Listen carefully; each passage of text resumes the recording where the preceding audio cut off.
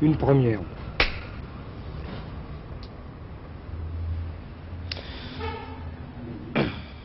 Monsieur Arias, il est rare qu'on décide, qu'on choisisse d'aller en prison de sa propre volonté. Et pourtant, c'est ce que vous avez, vous, décidé il y a à peu près 3 ans de cela. Vous vous êtes mis à écrire un livre, et en écrivant ce livre, vous saviez qu'il vous conduirait en prison. C'est un roman, et vous allez transformer ce roman en histoire vraie, c'est-à-dire que vous allez jouer le rôle de votre héros. Ce héros s'appelle Eusebio. Racontez-nous comme ça brièvement le premier chapitre, simplement qu'est-ce qu'il fait et que vous allez faire. Oui. Alors, c'est un roman-programme, effectivement. C'est un programme dans le sens qu'il est annoncé dès le début du livre que je me propose personnellement d'en exécuter le premier chapitre, de le faire réalité. Alors, ce premier chapitre raconte l'histoire d'un homme, en l'occurrence c'est un ouvrier typographe, qui sort dans la rue, dans un pays imaginaire, avec une pancarte affichée sur le dos, une pancarte affichée sur la poitrine, où il est écrit « Je demande respectueusement au maréchal Tranco, dans le roman, de convoquer des élections libres au poste de chef de l'État ». Nous voyons donc que enfin, ça se passe sous un régime de dictature. Toutes les allusions sont transparentes d'ailleurs. Le pays, comme je dis, est imaginaire, mais pas tellement imaginaire. Cet homme sort dans la rue sans aucune préparation. Là, évidemment, il y a une petite différence avec ce que sera la réalité.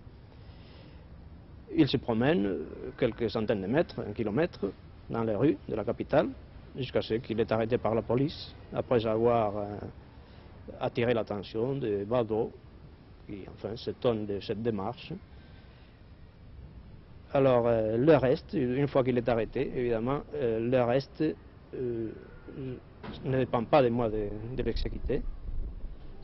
Oui, c'est-à-dire que le reste, c'est les autres. Le reste, c'est les autres. Le reste, c'est que quelques-uns ont vu cet homme, Eusebio, se promener avec ses pancartes sur le dos et sur la poitrine, et que le lendemain ou le dimanche suivant, ils sortiront eux aussi, qui seront arrêtés, etc. Et il y aura de plus en plus de gens qui sortiront avec des pancartes sur le dos, qui demanderont des élections libres et qui finalement les obtiendront, dirons-nous. Les obtiendront ou ne les obtiendront pas, je ne sais pas. Oui. Mais le fait, c'est donc le premier chapitre, c'est le seul chapitre qui dépend de vous, Eusebio, en l'occurrence, ça va être vous, le général Tranco, le maréchal Tranco va être le général Franco, le pays imaginaire va devenir l'Espagne comme on s'y attendait, et vous avez choisi la date du 20 octobre pour mettre en action, pour adapter à la réalité votre roman. Vous allez sortir d'une maison quelconque avec une pancarte sur le dos, sur la poitrine, et sur laquelle vous aurez écrit quoi? Oui, enfin, la même chose. À peu près la même chose. Au lieu de maréchal Tranco, je mettrai général Franco. Et... Oui, la même chose. Et vous demanderez les élections revendication d'élections libres au poste de chef de l'État. Bien, alors qu'est-ce qui va se passer d'après vous? Je crois que le premier chapitre, puisqu'il dépend essentiellement de moi, rien que de moi, je peux garantir qu'il va se passer assez fidèlement, presque exactement comme dans le roman. C'est-à-dire que vous pensez faire quelques centaines de mètres, puis être arrêté? Je pense faire quelques centaines de mètres, puis être raté, c'est tout. Et vous pensez risquer quand même une peine assez ennuyeuse si vous recommencez, parce que vous allez recommencer? Je ne sais pas si on me donnera le loisir de recommencer. Dans le roman, Eusebio est relâché au bout de 3 jours, alors il revient à la charge le dimanche d'après. Donnant comme ça un peu déjà l'idée de ce qui viendra, enfin, parce que l'idée c'est de développer cette action tous les dimanches par la suite. Mais moi, je ne sais pas si on me donnera cette possibilité de faire ça un deuxième dimanche. Mais vous êtes un fonctionnaire international? J'étais. Vous étiez, vous avez donné votre démission. Oui. Vous êtes marié, vous avez 6 enfants. Et puis, vous avez décidé cela. Vous avez décidé cela en écrivant ce livre, c'est-à-dire qu'en écrivant le premier chapitre, vous saviez que vous prendriez vous-même votre pancarte et que vous promeniez dans Madrid. Je n'étais pas encore entièrement décidé en écrivant le livre. C'est une idée qui m'est venue comme ça. Je pensais d'abord que je n'étais pas du tout la personne la plus indiquée pour faire cela. je me suis mis à rêver, à me dire ça serait bien de faire cela, enfin, c'est une façon pour essayer d'introduire les méthodes non violentes en Espagne, cette idée de l'action non violente qui me tenait à cœur. C'est une possible tactique, on pourrait envisager ça comme ça, on pourrait écrire un roman où il se passerait ça, on dirait que ça serait un programme, on devrait voir clair que c'était une invitation à tous les Espagnols à agir ainsi. Mais je me disais toujours non, mais enfin pour ça évidemment il faudrait une autre personne que moi. Mais petit à petit je commençais, je me suis dit écrivons d'abord, commençons à écrire, voyons qu'est-ce que ça donne. J'ai commencé à écrire. Et lorsque j'avais écrit ma première version du livre, j'ai présenté ça à quelques amis, j'ai vu que ça paraissait amusant, enfin ceux qui l'ont lu l'ont trouvé amusant. Et voilà, la décision de le faire est venue petit à petit. Mais est-ce que ça vous paraît pouvoir réussir? C'est-à-dire que pour que ça réussisse, il faut que beaucoup de gens fassent comme vous et que vous restiez en prison pratiquement. Oui, ne me demandez pas de faire des prophéties, des pronostics là-dessus. Oui. Ça, c'est une question que je me posais très souvent, beaucoup de fois. J'ai des chances de réussir, enfin les encartelados plutôt ont des chances de réussir, non pas, je n'en sais rien. Je suis arrivé toujours à la conclusion que la seule façon de le savoir, c'est de le faire. Il faut risquer pour avoir des chances de succès. Qu'en pense votre femme? Ma femme m'a donné son accord, évidemment. Je ne ferai pas sans l'accord de ma femme. Et je lui en suis très reconnaissant. Mais pour elle, c'est certainement plus difficile que pour moi. Les enfants? Les enfants, les 3 premiers enfants, qui sont 3 filles, elles sont au courant. Et elles ont donné aussi, enfin, accord, je ne peux pas parler d'accord, mais enfin, la première a reçu la nouvelle d'une façon calme, elle a compris. Quel âge a-t-elle? Elle a 11 ans. Les autres, oui, j'ai eu des réactions différentes. Et la deuxième a pleuré beaucoup au commencement. Enfin, c'était difficile à la consoler, mais vous savez, les enfants, après tout, oui. Vous avez l'impression de risquer beaucoup ou pas? Oh, je ne sais pas. Je préfère de ne rien avancer là-dessus, parce qu'on pourrait me prendre au mot si je dis... Et qu'est-ce qui se passe si rien ne se passe, justement? C'est-à-dire que si finalement vous passez, puis que rien ne se passe? Si rien ne se passe, j'aurais échoué. C'est une possibilité prévue. Mon échec, évidemment. J'aurais fait le ridicule. C'est quelque chose que je risque, mais c'est plus facile de risquer le ridicule pour quelqu'un qui n'a pas un nom, qui est un inconnu, qui n'a pas une personnalité comme moi, que de demander cela à une personne qui soit un notable des lettres ou de la politique. Alors c'est pourquoi aussi je pensais, après tout, oui, je ne suis pas la personne indiquée pour faire cela, mais peut-être une personne qui aurait beaucoup plus de... enfin qui serait connue par son nom, peut-être aussi ça serait plus difficile pour cette personne de faire cela. Vous avez choisi le 20 octobre, c'est-à-dire dans très peu de temps. Pourquoi le 20 octobre? C'est un dimanche? C'est arbitraire, évidemment, oui. Le fait d'être un dimanche, c'est important, oui. Ça, dans le développement du programme, dans le développement du roman, c'est important que ce soit un dimanche. 20 octobre, c'est peu après la rentrée scolaire. Les étudiants, pour ainsi dire, sont disponibles. Vous comptez beaucoup sur les étudiants? Je compte sur les étudiants parce que je les connais.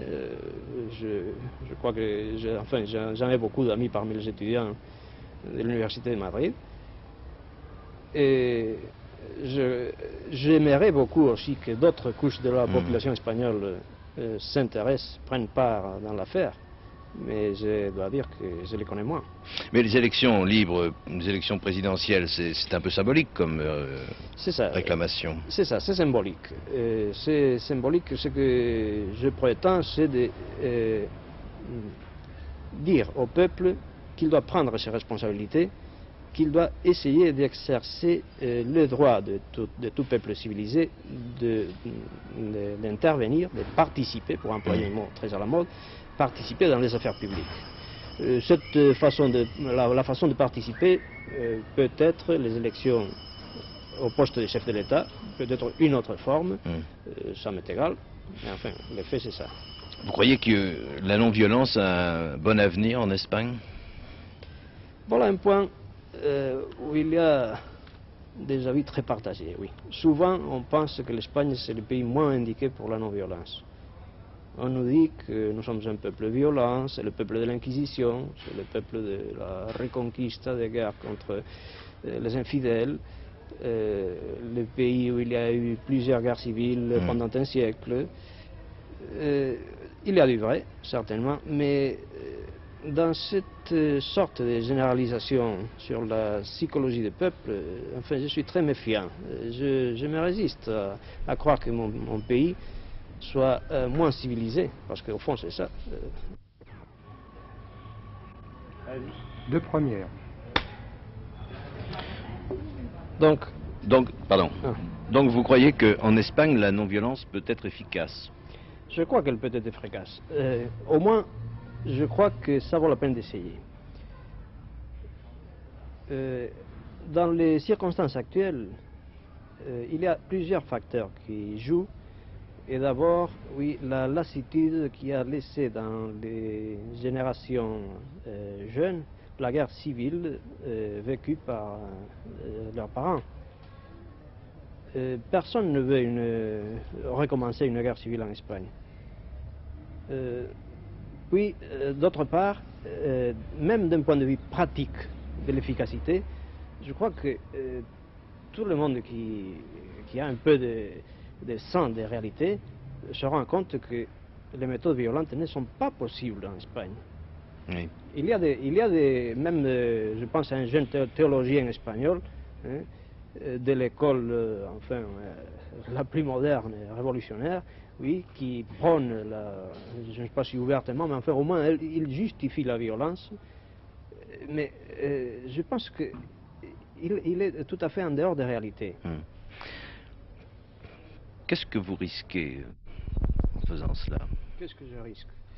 Si on prend les lois espagnoles en main, je pourrais même risquer plusieurs années de prison. Mais enfin, c'est une question essentiellement politique. Peut-être que le gouvernement espagnol aurait intérêt à étouffer l'affaire, à ce qu'on n'en parle absolument pas, et pour ça faire, oui, mais vous avez intérêt à ce qu'il ne l'étouffe pas, n'importe comment. Oui, je joue un peu sur la carte de le spectaculaire, si vous voulez. Donc vous souhaitez finalement être condamné d'une manière importante?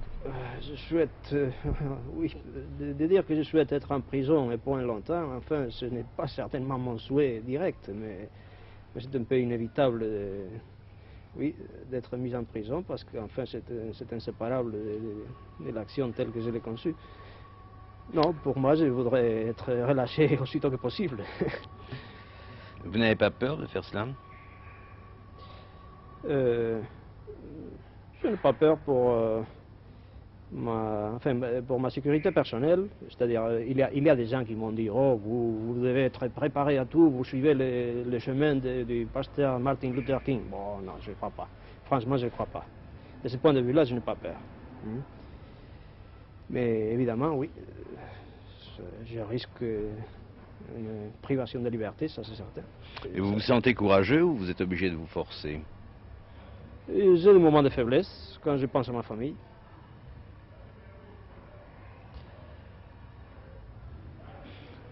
Mais c'est ennuyeux pour toute votre famille, non? C'est ennuyeux, oui. Mais il y aura des amis pour aider ma femme et mes enfants. Ça, évidemment, avant de prendre cette décision, j'ai beaucoup consulté les amis, je me suis rassuré, dans la mesure du possible, à ce que rien ne manquera à ma femme et mes enfants. Ce n'est pas tout à fait, enfin, tout n'est pas clair, non? L'avenir de ma femme et des enfants ne sont d'ores et déjà tout à fait garantissés si je suis absent longtemps. Ce n'est pas ce n'est pas certain d'une façon mathématique, mais enfin, moralement, je suis certain que les amis viendront en aide. Mais je ne sais pas trop quoi vous souhaitez, à vrai dire. De réussir tout de même. Ne me souhaitez rien personnellement, souhaitez aux Espagnols. Souhaitez qu'il y ait d'autres pour exécuter le 2e chapitre de Los Encarcelados.